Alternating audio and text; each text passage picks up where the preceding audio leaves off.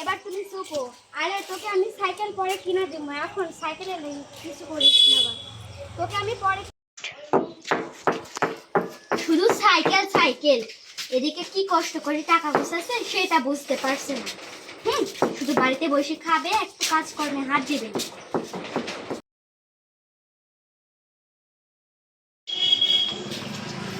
এই টাকাটা তো মেলা হয়েছে, ব্যাংকে জমাইছি, এই টাকা দিয়ে হবে বাবুর সাইকেল? দেখি দিন।